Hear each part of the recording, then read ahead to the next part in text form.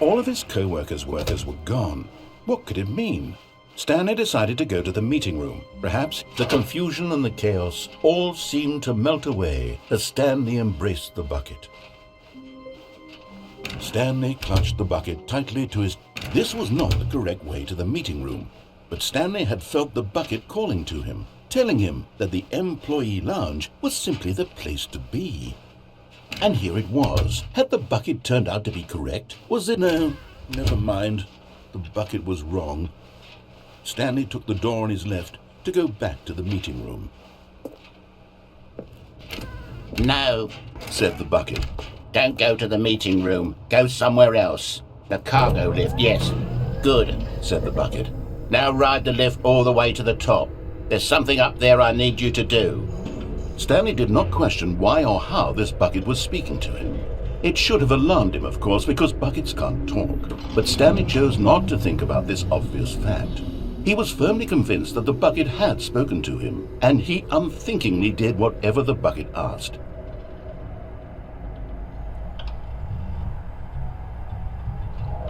In here. Said the bucket. Go into this dark room over here. Stanley once again obeyed blindly.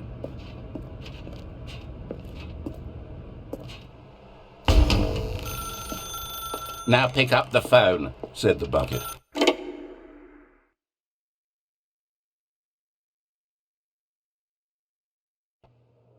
This is the sad story of a man named Stanley and his bucket.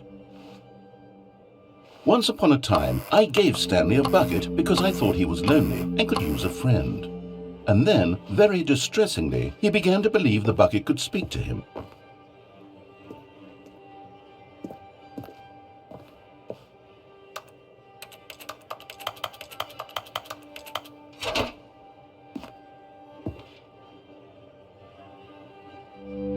The Stanley Parable Reassurance Bucket was merely meant to provide the comforting glow of companionship. It doesn't literally talk and give you orders. Whatever Stanley is hearing the bucket say to him is just in his head. Lately, I've been concerned about him. Wouldn't you be concerned as well? To see him delusional like this, obsessing over an inanimate metal object? I want to say something to him, but I don't know how I can convince him. I don't know if he'll listen to me. Oh, I'll try anyway. Stanley, can you hear me? Listen to me. It's just a bucket. It can't think, it can't talk. All it will ever truly do for you is effectively transfer a liquid from one location to a different location. That's it. It doesn't do anything else.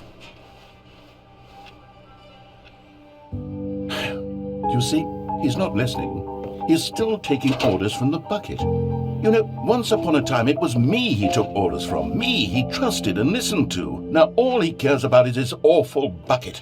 This stupid hunk of metal. It's sad, but I suppose he doesn't need me anymore. From now on, he's just going to cling to this bucket, this cold, empty bucket, this sort of shiny bucket. Well, I'll give it this. The bucket does have a nice shine to it.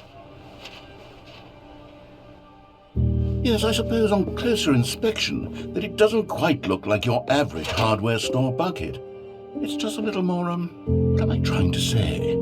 Sturdier, more capable of transporting liquid. Like it would be better at moving an amount of water from one room to another.